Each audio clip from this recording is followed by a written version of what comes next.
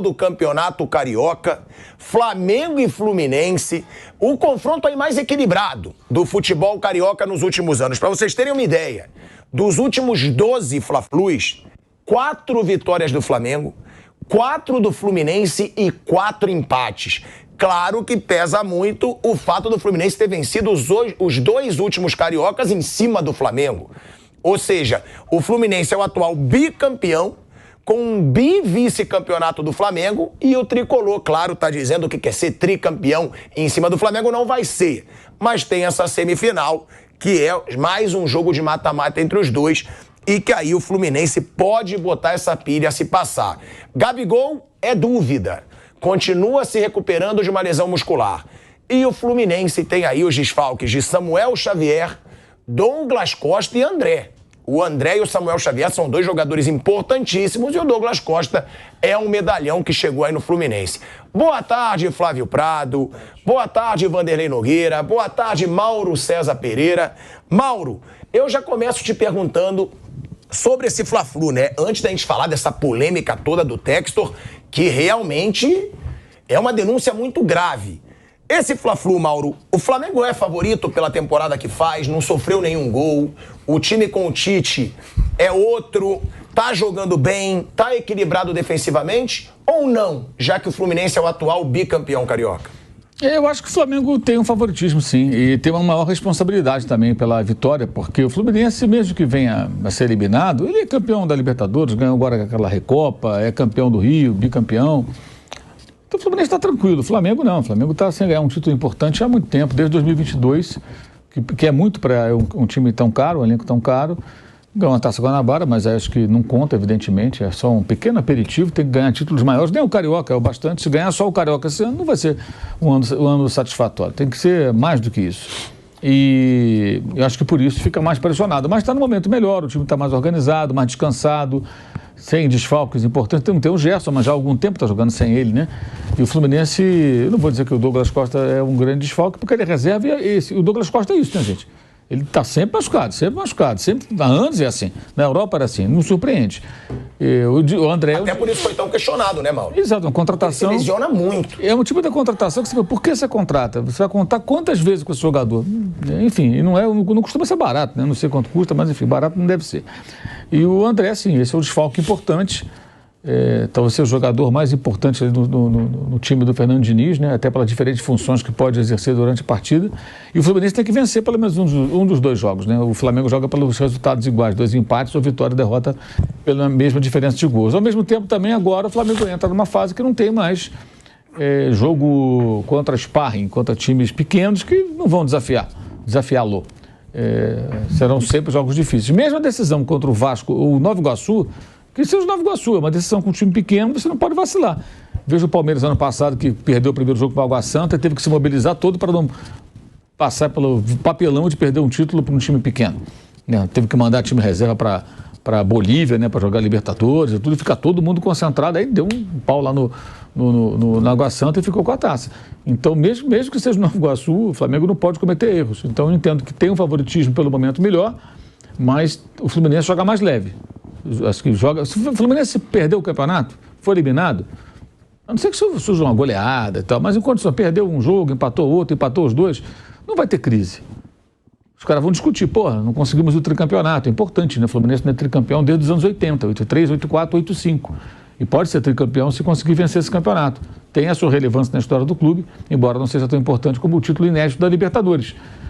Mas se perder, eu acho que vai haver uma avaliação, o que aconteceu, o que errou e tal, e vai seguir. Normalmente, o Flamengo se perde, o Tite vai ser questionado, os jogadores de novo, tudo por culpa deles mesmos, que no ano passado fracassaram e carregam um peso muito grande agora nos ombros. Bom, a gente tem, né, também esse confronto que, mais uma vez, a gente tem que falar, que é o Fernando Diniz contra o Tite. São os 2 últimos técnicos da seleção brasileira. Né, o Fernando Diniz, que foi até uma covardia o que fizeram com o cara lá na seleção, ele teve pouquíssimos jogos e já foi demitido, tudo bem que foi muito mal, mas é bizarro você ser demitido em tão pouco tempo. E tem o Tite, que ficou em 2 ciclos de Copa do Mundo na seleção brasileira, não conquistou um título de expressão como uma Copa do Mundo, mas é tido como um dos grandes treinadores do futebol brasileiro. Vander, Flávio Prado, o que esperar, né, desse Fla-Flu, que agora é um Fla-Flu decisivo, eliminatório, que tem talvez os dois dos melhores times do futebol brasileiro na atualidade. Você tem o Flamengo, que ganhou tudo recentemente e vem de um ano péssimo, que foi 2023, e tem o Fluminense, que vem do melhor ano da sua história, na minha opinião, e ainda de um título da Recopa em cima da LDU, porque é o principal título do Fluminense, é a Libertadores, tão esperada. Conquistaram, chega motivado por isso e por um bicarioca. E aí, o que esperar do Flamengo do Tite, falando de tática, Tite e Fernando Diniz, e do Fluminense do Fernando Diniz, é pra esse clássico? Coloca no pacote aí a Sul-Americana, né? Não, verdade? A Recopa, eu falei Recopa. Recopa, você falou. Bom, eu acho ótimo. Eu acho que é clássico importante, chama atenção para valer.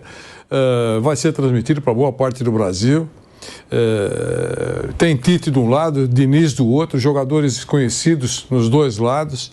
Eu acho que o Flamengo, a gente já falou aqui, né, será muito melhor do que foi na temporada passada. Então o Flamengo está se ajustando, está bem. Eu acho que o Flamengo está com um elenco muito forte. Será muito difícil o Flamengo enfrentar, serão raras as derrotas ao longo da temporada, na minha opinião. No caso do Fluminense, o elenco não é tão entusiasmante comparando-se com o Flamengo. Mas a briga nos bancos eu acho muito interessante. São estilos diferentes. Eu acho que sempre tem uma carga importante de rivalidade. Acho que é uma rivalidade respeitosa, não é aquela provocativa, mas sempre tem um sabor especial quando um treinador importante vence um outro treinador também que tem a sua carga de importância. É o caso desse Fla-Flu. Para o Fernando Diniz tem um sabor todo especial que está acontecendo na vida dele, com algumas conquistas recentes. E agora, tendo pela frente o Tite mais uma vez, eu acho que realmente para ele tem um sabor todo especial. E para o Tite da mesma maneira. O Tite está acertando a vida do Flamengo, acertou o sistema defensivo, tem recebido reforços muito importantes. Foram 3 contratações, né, feitas até agora, Gastão. Foram. E foi o recorde de valor de uma janela de transferência. 158 milhões e 100 mil reais. Falou ontem, até fiz uma comparação com o Corinthians, que contratou 11 treinadores e gastou 130. 11 jogadores. 11 jogadores e gastou 130. Né? Então, mas eu acho ótimo isso, você contratar pontualmente. Eu preciso de qual posição? É esse cara que eu quero.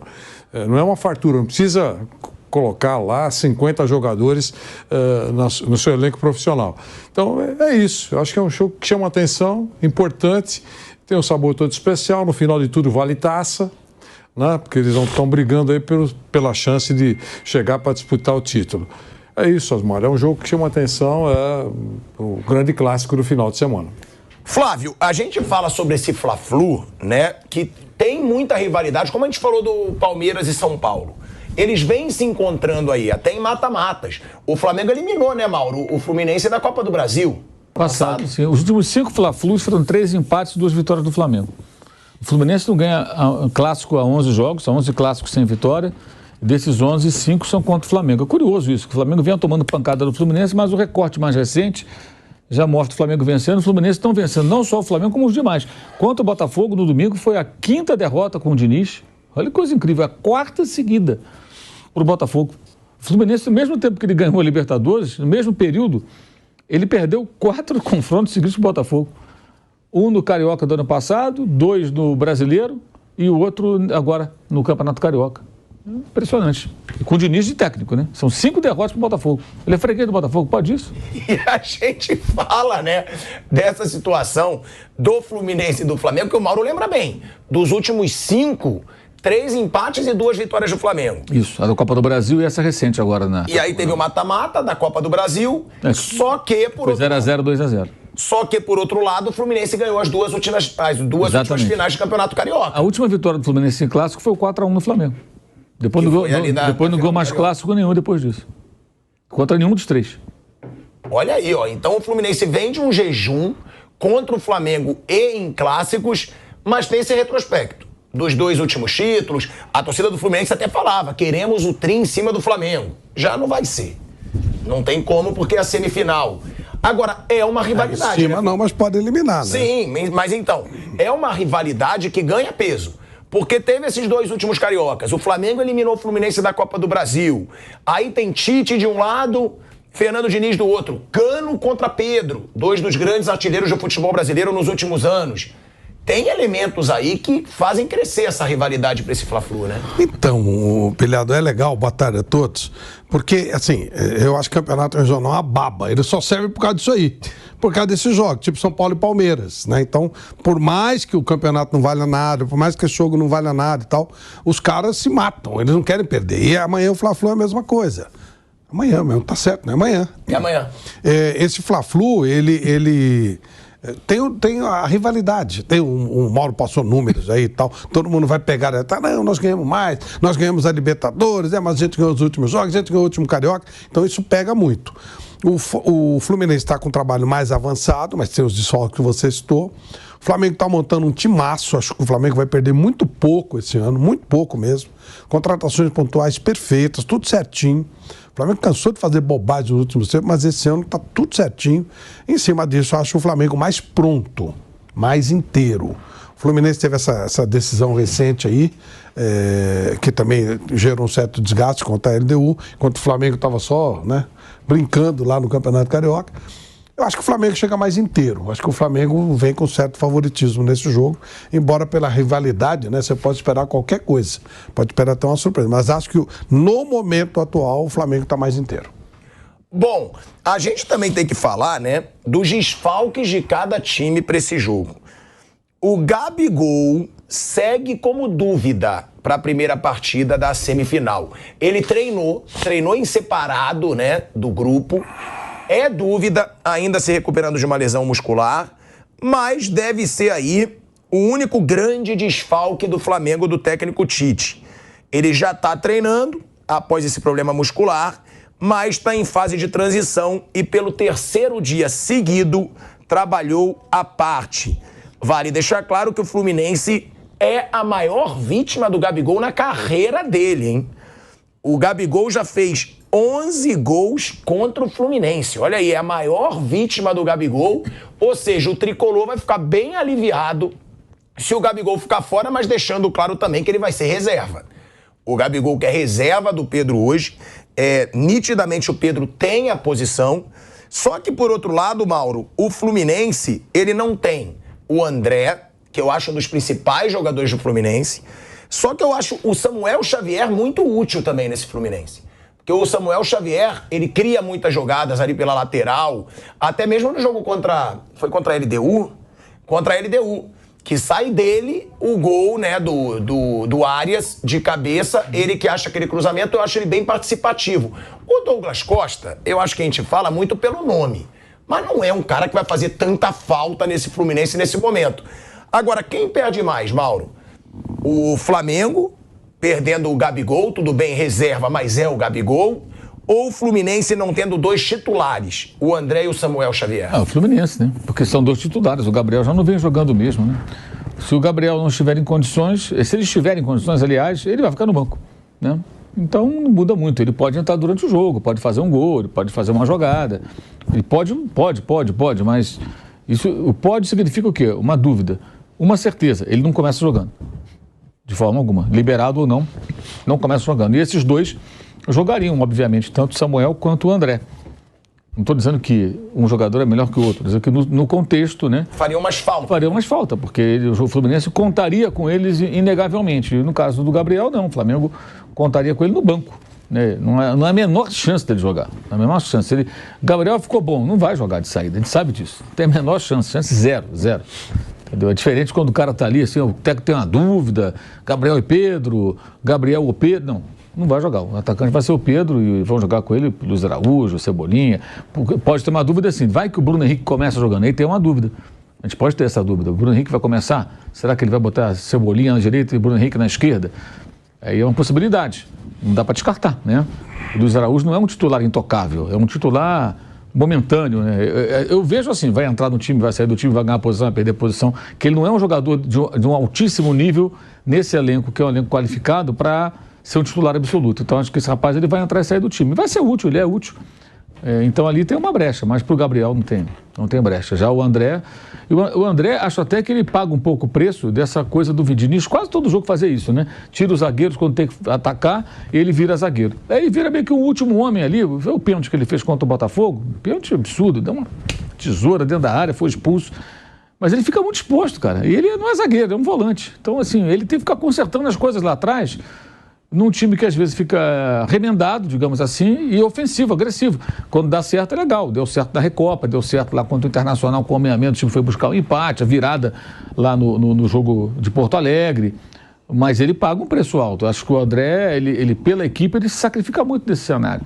E estavam ontem especulando na possibilidade de, no lugar do André, entrar o John Kennedy, que seria um time mais agressivo, né? Ele abriria a mão de um meio campo até mais um jogador de frente. Vamos ver como é que o Fernando Diniz também vai preparar esse time, né? Porque no ano passado, é curioso isso, no 4-1 ele não estava à beira do campo, né? Ele foi expulso no jogo anterior.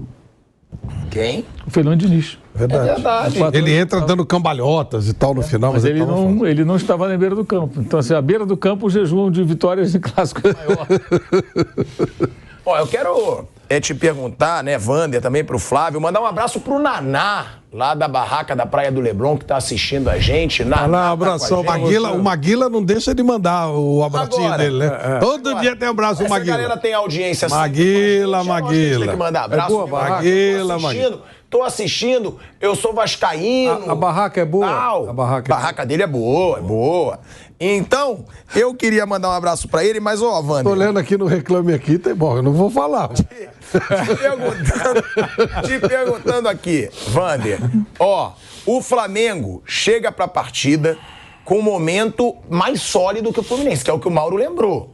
O Fluminense vem aí de números não tão bons. Foram 11 partidas disputadas na temporada, com apenas um gol sofrido quando não era esse time, nem o Tite estava no banco. Era o time dos garotos. Com o Tite e com o time principal, o Flamengo não sofreu um gol sequer. E 22 gols de saldo. São 6 vitórias seguidas e 7 vitórias nos últimos 8 jogos. Esse é o Flamengo. Só empatou com o Vasco, tá? Que foi o primeiro jogo dos titulares, estava começando ali esse time do Flamengo. Agora, o Fluminense está oscilando.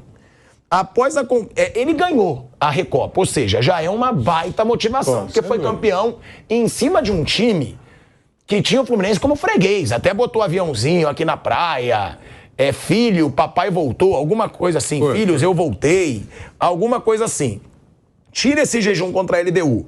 Se for contar os últimos 4 jogos, são 3 derrotas. Botafogo, Flamengo e o LDU no jogo de ida. E a vitória não, né? A vitória contra a LDU que leva para os pênaltis e aí o Fluminense é campeão. O Fluminense oscila mais, mas vem de um título. Tem algum que chegue mais embalado, Wander, na sua opinião? Para mim, o Flamengo. Mesmo com o título do Fluminense? Mesmo, claro, sem dúvida. O quesito rivalidade entre os dois tem um tempero todo especial, a gente sabe disso, né? O interesse todo. Para os jogadores tem uma grande importância dos dois lados, tudo isso a gente sabe perfeitamente. Mas antes da bola rolar, eu entendo que o Flamengo é o favorito. Pode não vencer? Pode. Mas antes, com tudo que você citou aqui, eu acho que o momento do Flamengo é melhor. Toda hora a gente fala que o Flamengo está se ajeitando, e é verdade. Está mais ajeitado nesse momento, a meu ver, do que o time do Fluminense. Então é isso. O favorito para o clássico é o Flamengo, antes da bola rolar. Flávio Prado. Eu falei, o Flamengo. Acho que o Flamengo está numa situação de montagem de time, mais tranquilo, né? O Fluminense já começou tendo que competir, foi bem, mas há um desgaste, há esses desfalques colocados. Eu acho que a montagem do time do Flamengo está sendo muito suave, muito tranquila, jogadores de um nível muito alto. De La Cruz, né? Olhando De La Cruz, caramba, né? Um cara... De La Cruz tem jogo que não devia tirar um cara, pô, pra ele jogar, que fica com 12, pô. Não, é verdade. Eu acho o De La Cruz um jogador extraordinário, uma contratação maravilhosa do Flamengo. E ele o Tite tá ajeitando ele no time, e fora que tá sem o Gerson, né?